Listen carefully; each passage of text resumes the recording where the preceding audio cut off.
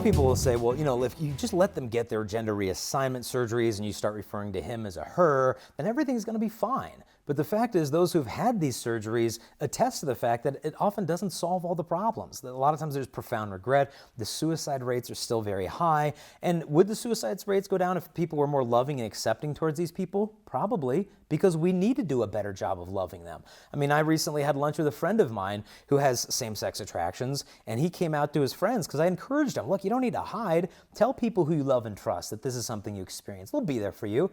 And he came out and they beat him up.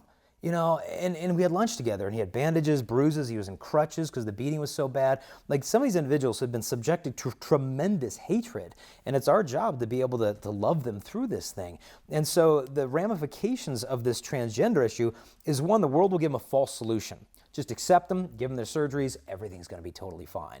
But that simply hasn't been the case. There's an instance in San Francisco where there was a lesbian couple who adopted a little boy.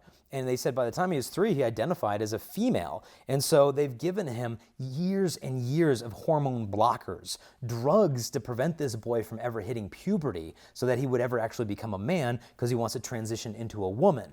This is not the answer to these things, to start giving your little children hormone blockers. And ultimately, I think if male and female are not objective realities, then neither's the family is a unit what God created. And what happens is the child, instead of being its own subject with its own rights, becomes something an object to which we have a right to. Well, I want a kid, so me and my partner, we're just going to adopt a kid. And the kid loses his rights to have his own biological mother and father. And this is what Pope Francis was talking about the ideological colonization, where there's this colonization going on where certain cultures that are more rich and powerful are imposing their ideologies upon weaker countries. I gave the example earlier that Pope Francis was talking on the airplane, and he said he knows of one woman, a minister of education, who wanted to start a school for the poor. And so she went to the government. They said, yeah, we'll loan you the money if you teach our gender theory books to your kids there.